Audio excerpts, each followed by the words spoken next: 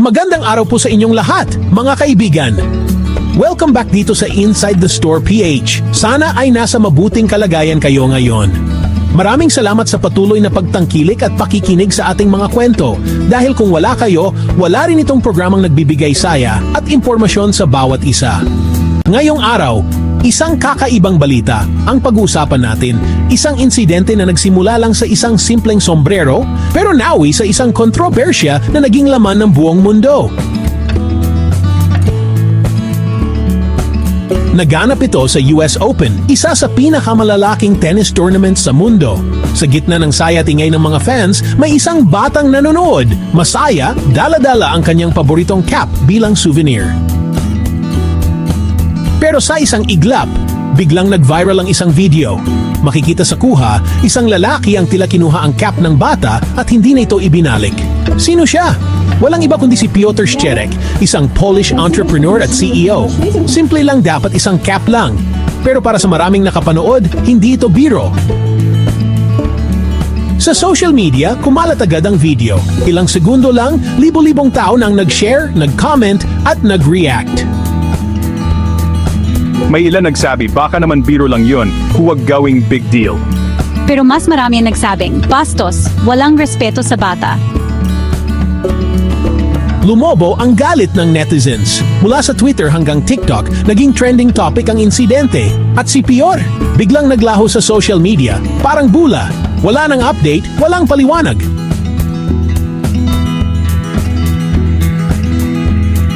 Kaya heto ang mga tanong na bumabalot sa pangyayaring ito. Totoo bang sadyang kinuha ni Piotr ang sombrero? Biro lang ba ito na hindi nagustuhan ng mga tao? O talagang nagkaroon ng hindi magandang asal sa harap ng libu-libong tao? At higit sa lahat, sapat ba ang online outrage para itulak ang isang tao na magtago at mawala sa mata ng publiko?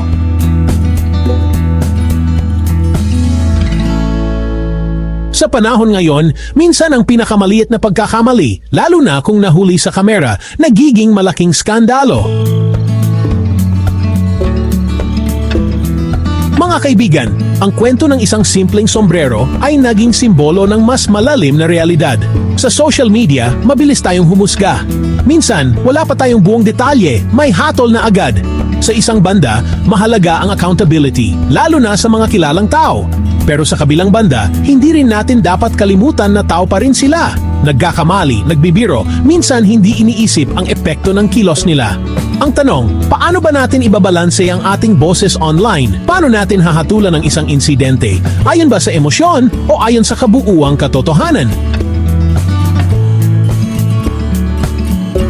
Mga kaibigan, anong masasabi ninyo sa controversial na insidenteng ito? Karapat-dapat ba ang galit ng netizens o pinalaki lang ng social media ang isang maliit na bagay? I-share nyo ang inyong mga komento sa baba. At syempre, kung nagustuhan ninyo ang ating storytelling ngayong araw, huwag kalimutang i-like at i-share ang Inside the Story PH para mas marami pa tayong mapag-usapan ng mga kwento.